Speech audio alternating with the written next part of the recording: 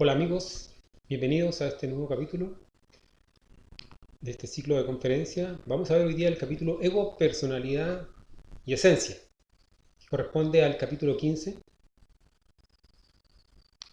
Los objetivos de esta conferencia, de este capítulo de hoy, es precisamente tener claridad en estos tres conceptos. ¿Qué es el ego? ¿Qué es la esencia? ¿Y qué es la personalidad? Y cómo estas diferentes facetas psicológicas se desenvuelven en el diario vivir.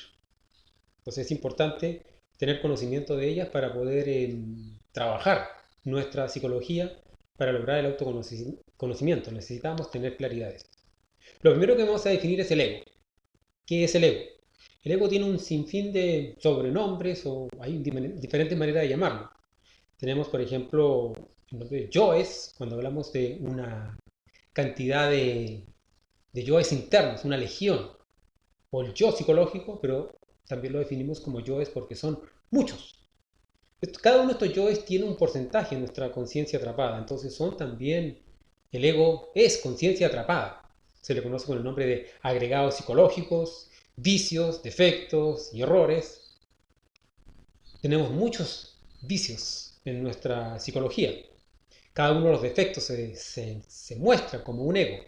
Y los continuos errores que cometemos provienen precisamente de esa parte egoica.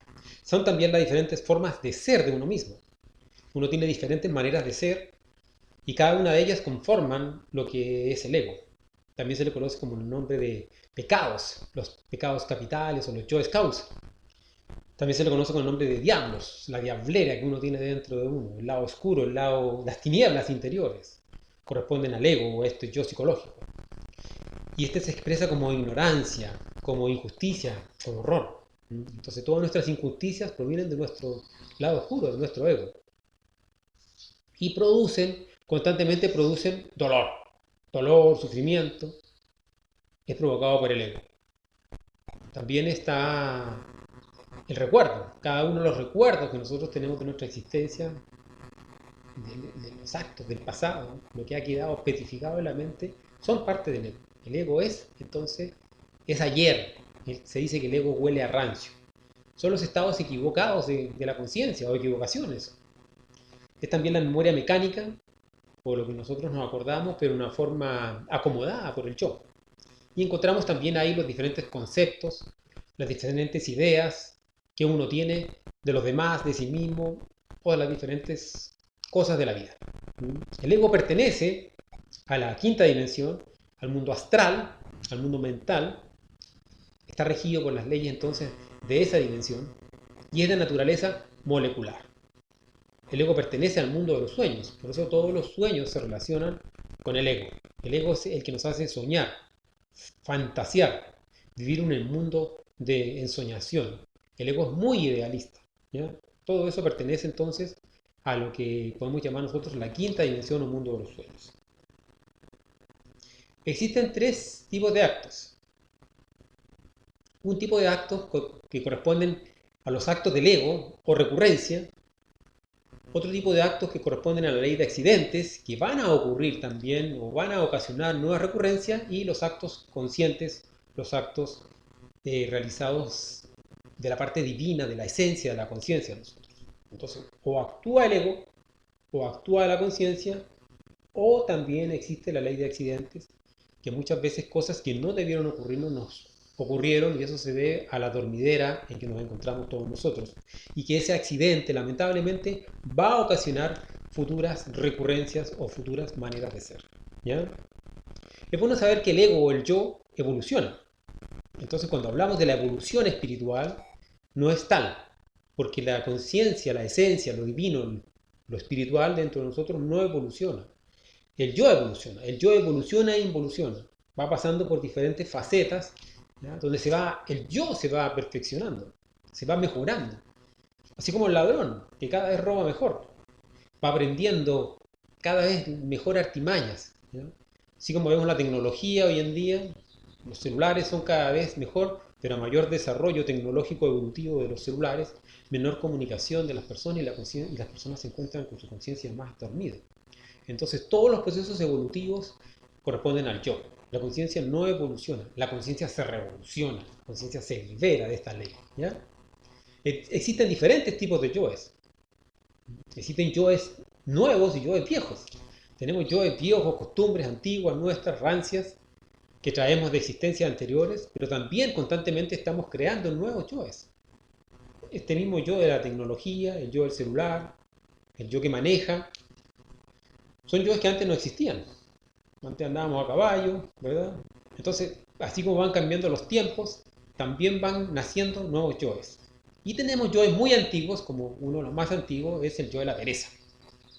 El yo que nos mantiene en un estancamiento, en una debilidad, en una flojera. Esos son yoes muy, muy antiguos. El yo de la lujuria también. El yo de la ira. También son yoes muy, muy antiguos que nosotros tenemos. Entonces existen diferentes tipos de yoes, desde los más grotescos hasta los más sutiles. El yo en sí es conciencia atrapada, el yo atrapa la conciencia, duerme la conciencia, la vampiriza, se nutre de ella, y nuestra labor es precisamente eliminar, sacarnos esos yoes de encima para permitir que la conciencia se libere.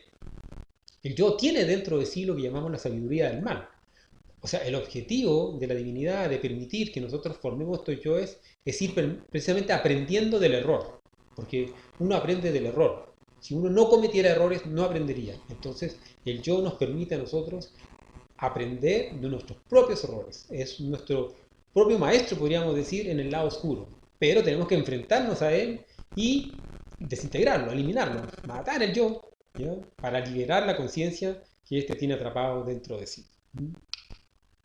El yo en sí es deseo y origina la recurrencia.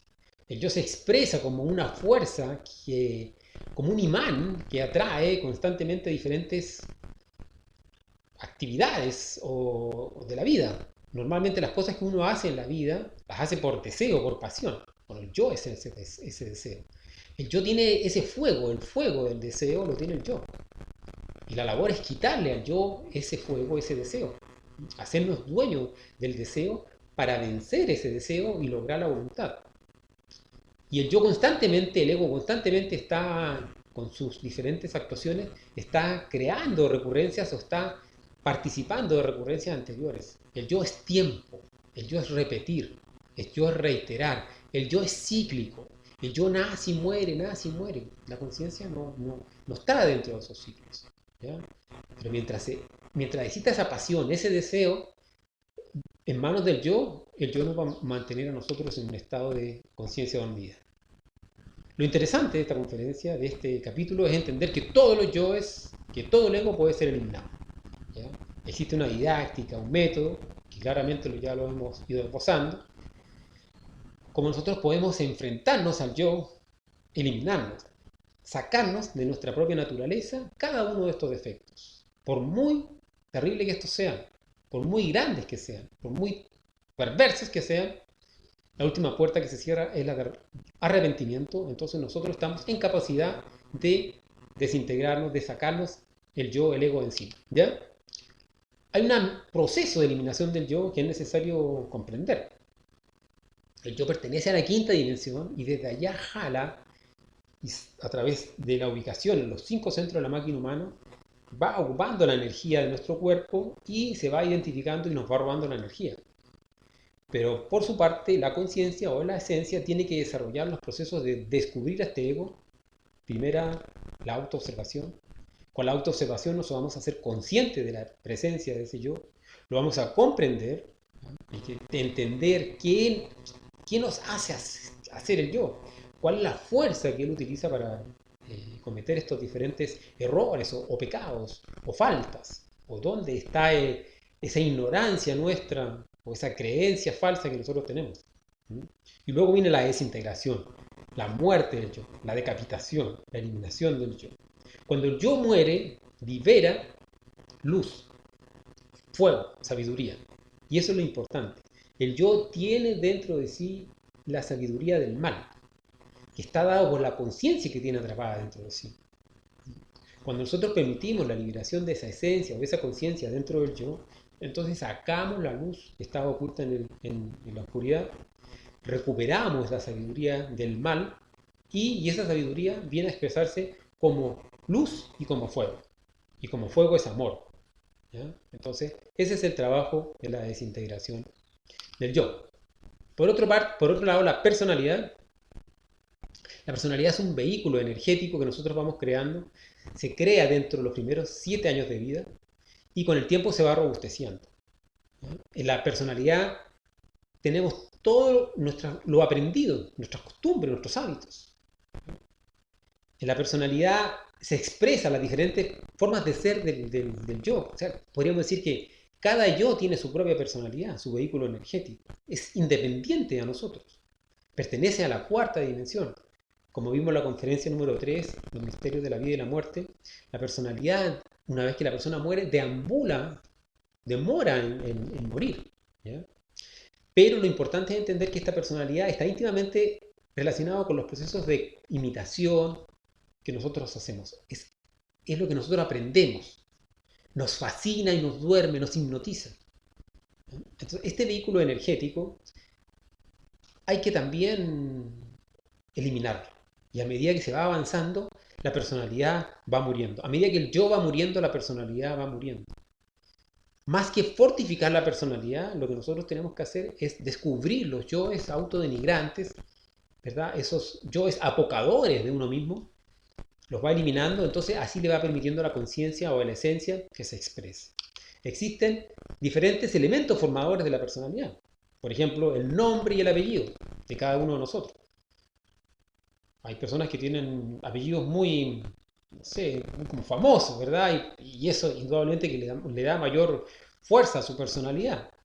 A lo mejor apellidos normales, comunes, Pérez, García, como mi persona, son apellidos comunes y corrientes, pero a lo mejor el mismo apellido, el nombre así medio exótico también le da característica a la personalidad. El sexo y la edad también son formadores de la personalidad. La personalidad no es lo mismo la personalidad de una dama que de un varón. Entonces el hecho del sexo también le va a ir dando ciertos matices a nuestra personalidad. También la edad. La edad cuando uno es pequeño, su personalidad es pequeña, pero a medida que se va fortificando, va creciendo, esta personalidad puede ir creciendo. De desarrollo o de apocamiento, de sentirse menospreciado. La educación también. La educación, los títulos, la profesión de uno se relaciona también con la personalidad. No es lo mismo la personalidad de un ingeniero, a lo mejor aeronáutico, que la personalidad de una persona que no tiene grandes estudios. A lo mejor que una persona muy simple, campesina, que no tiene grandes estudios, no tiene profesión. Las personalidades son diferentes. No podemos decir que la conciencia ha cambiado, ¿no? Una persona de campo puede ser inclusive más consciente que una persona profesional. Pero esa profesión da esos matices a la personalidad de uno. La posición económica, la posición social también dan diferentes características formadores, elementos formadores de la personalidad. Los conceptos que uno tenga, diferentes conceptos buenos y malos, morales, también forman y estructuran nuestra propia personalidad. La moda y las costumbres, los hábitos que uno tenga aprendidos en la sociedad donde vive, también va formando la personalidad. No es lo mismo la personalidad de una persona que vive en un país que la personalidad de una persona que vive en otro país, según los hábitos y las costumbres. Entonces, todos estos elementos externos, todo lo aprendido, pertenece a la personalidad. Se relaciona con el tiempo, con las enseñanzas que recibimos de nuestros padres, de nuestros compañeros, del colegio, de la universidad. Todo eso forma la personalidad. Las leyes también del país en el cual uno pertenece también son elementos formadores de la personalidad. Las leyes de los países cambian de un país a otro y por lo tanto las formas de ser, las diferentes maneras de ser de cada persona también cambian y cambia con ello entonces su personalidad. Existen dos tipos de personalidad, la personalidad activa y la personalidad pasiva. No es lo mismo la personalidad de un militar de alto rango, acostumbrado a mandar, a dar órdenes, que de una persona, a lo mejor de un obrero simple, de un campesino. Entonces uno puede tener una personalidad muy activa o puede tener una personalidad muy pasiva. Va variando entonces según cómo se haya formado esta persona, su personalidad. La idea es que nosotros debemos entender que la personalidad no le pertenece al ser. El ser no necesita de la personalidad para expresarse. La personalidad es netamente algo circunstancial del tiempo y de las diferentes existencias que uno pueda tener. La personalidad de un egipcio, de un romano, de un griego, de algunos 2000 años atrás, 3000 años atrás, 5000 años atrás, no es lo mismo que la personalidad de una persona de hoy en día, como nosotros vemos, caminando por la calle con un celular o en un vehículo último modelo. Van variando las personalidades. ¿Ya? Entonces la personalidad activa es la personalidad del yo.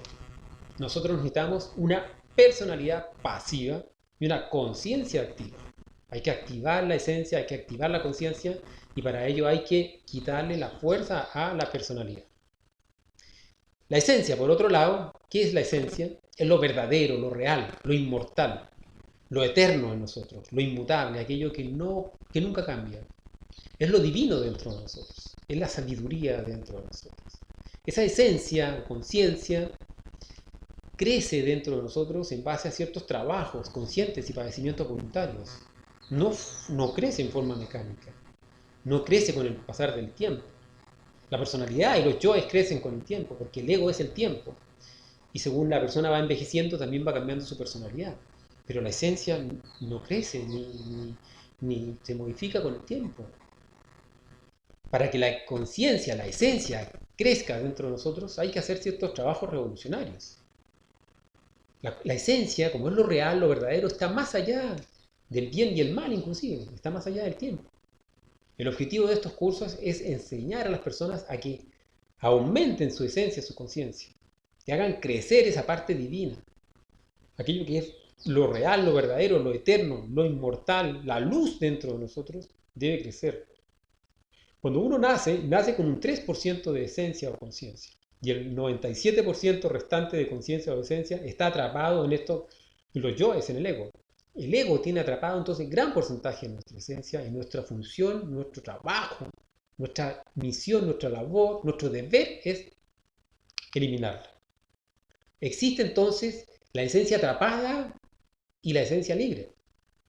La esencia libre es un 3%, se expresa como una luz, es la que nos permite a nosotros iniciar el camino revolucionario, el camino con los tres factores. Si no tuviéramos ese porcentaje de esencia base cada uno de nosotros, nadie tendría inquietudes espirituales. Andaríamos todos detrás del dinero, del placer y del prestigio.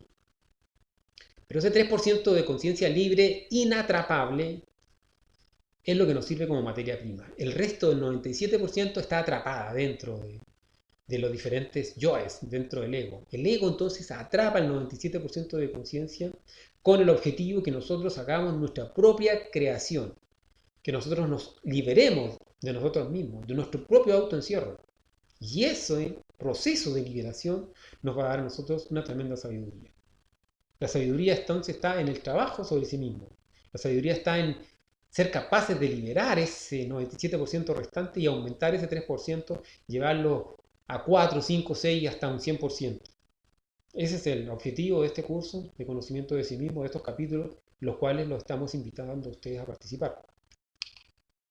Entonces, tenemos que aprender a diferenciar qué es el ego, qué es la personalidad y qué es la esencia. ¿Cuándo se manifiesta el ego en nuestra existencia? Con el sentido de la autoobservación lo vamos a ir descubriendo. ¿Cuándo está la personalidad? Recordemos que la personalidad son los conceptos. Muchas veces hay cosas que a nosotros no hacemos porque uno dice, no, es que no lo hice porque estaba consciente. Pero no, es la personalidad. Porque la personalidad de pronto pone ciertos límites. Uno diría, claro, yo no andaría desnudo por la calle porque eso sería inmoral. Pero eso es de la personalidad. Porque si hubiéramos nacido tal vez en alguna tribu, en la selva amazónica, a lo mejor andaríamos desnudo por la calle y no sería para nosotros nada malo. Entonces, todo eso se relaciona con procesos de la personalidad. Uno tiene que aprender a diferenciar qué es la personalidad, esos límites, ¿no? Esas costumbres, esa fuerza, ese vehículo energético que permite la expresión de los determinados yoes. ¿Cómo se expresan estos yoes? El yo del miedo, el yo de la vanidad, el yo del amor propio, el yo de la ira. y cómo está la esencia atrapada sin poder expresarse. Y cómo inicia esta esencia o esta conciencia y inicia este trabajo de autoobservación para luchar contra el resto de los yoes, para liberar a las otras partículas del ser. La esencia son las diferentes partículas del ser y que deben ser liberadas con el trabajo revolucionario. Los invitamos entonces a nuestra siguiente conferencia, al siguiente capítulo, observación de sí mismo, la autoobservación, con la cual continuaremos el curso. Así que quedan todos muy invitados. Muchas gracias.